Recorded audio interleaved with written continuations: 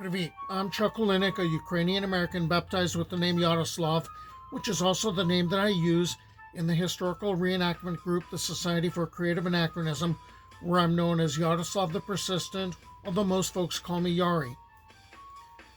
I've been retelling Slavic folk tales on my YouTube channel to capture the feel of what my 11th century Kievan persona might have listened to or ended up retelling beside a fire, and to help others if they might wish to develop an Eastern European persona.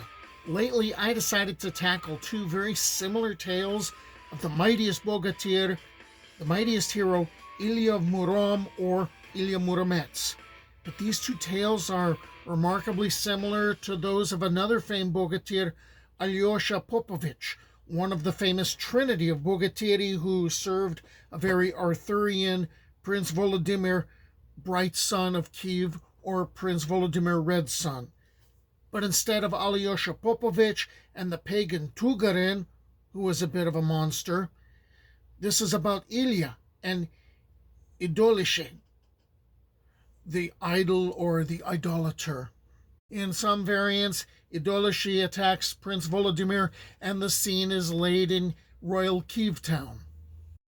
This particular version has been chosen as one of those instances of an adaptation of a Bylini hero tale to a different locale. It is the jewel of the Mediterranean, Tsargrad, or Constantinople, which is under attack by Idolishche. By the way, Idolishche is a bit of a stock character.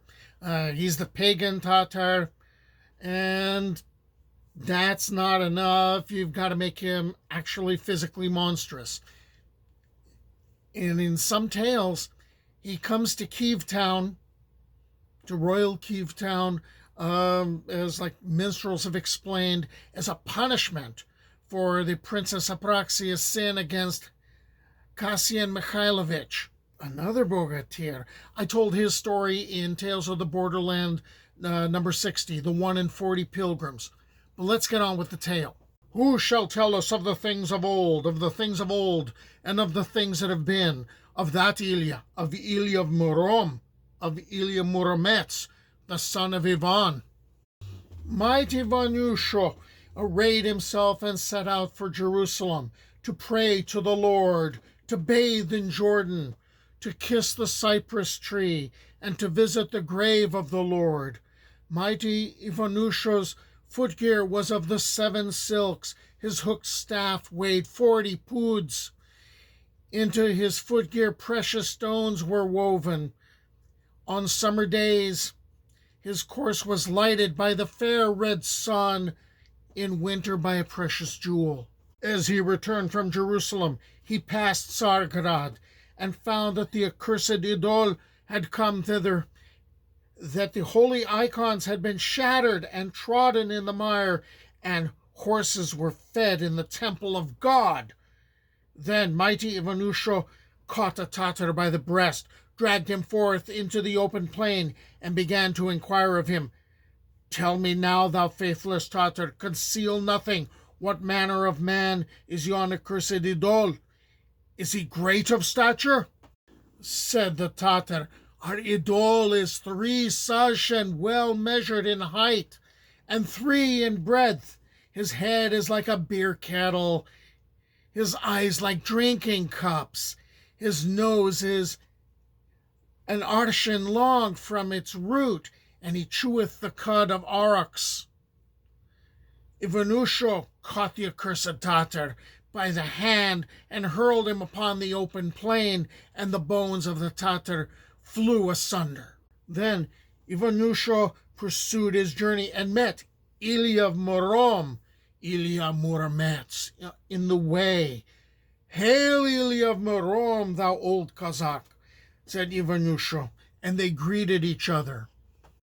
Whence wanderest thou, mighty Ivanusho? Inquired Ilya. Whither lieth thy road? Then Ivanusho told him how he had been to Jerusalem and had passed Tsargrad, and Ilya began to inquire of him. Is all in Tsargrad as of old? Is all as it was wont to be?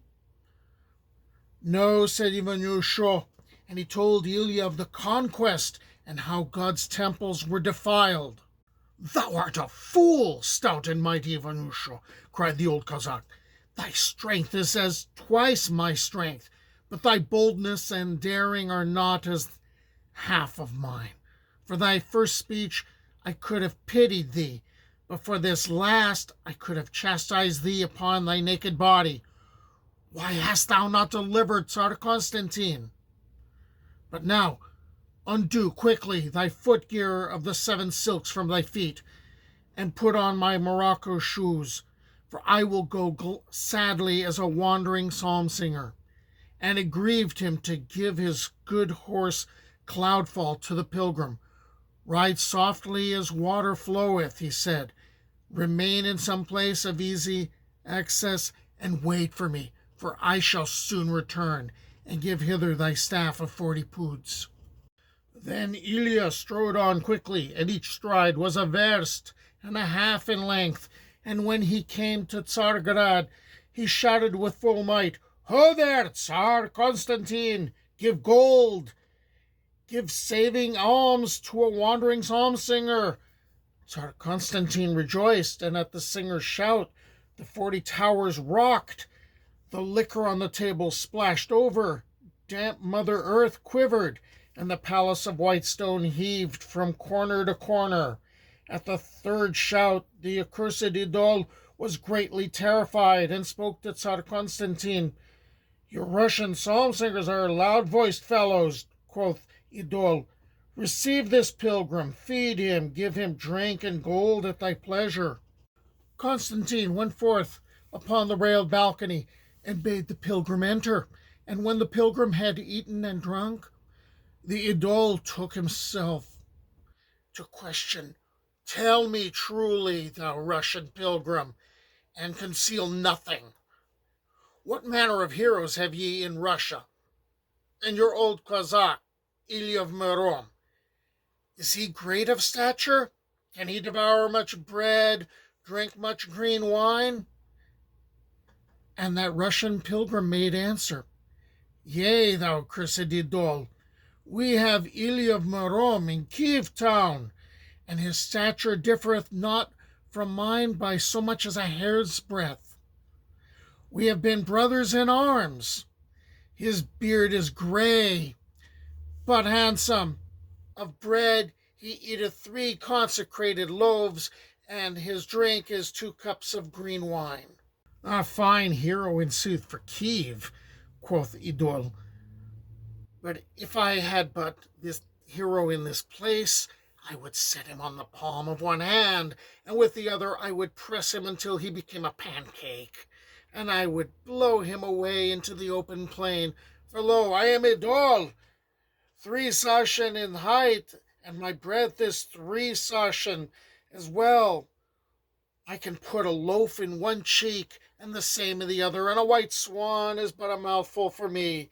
I eat 7 poods of bread and 3 oxen at a meal, with wine in due proportion, a cask of 40 buckets. The Pope of Rostov had a greedy cow, said Ilya. She ate and drank until she burst. This speech displeased Idol the accursed. He seized his dagger from the oaken table and hurled it at Ilya of Murom, that wandering psalm singer. But Ilya was nimble of foot, and leaped aside quickly upon the oven, and turning, caught the weapon in its flight upon his staff. The dagger glanced off, struck the white oak door. The door flew from its fastenings. The dagger bounded into the anteroom, slew 12 Tatars, and wounded yet another 12. Ilya snatched his little cap of 9 poods from his head and flung it at Idol the accursed, and Idol flew through the wall into the open plain. Then Ilya sprang into the great courtyard, waved his staff, slew all the accursed Tatars, cleared the city of Tsargrad, and delivered Tsar Constantine. It was at the feast I heard this tale, there it was I drank mead ale. Though it flowed down my beard, my mouth stayed dry, for never a drop passed my lips, swear I.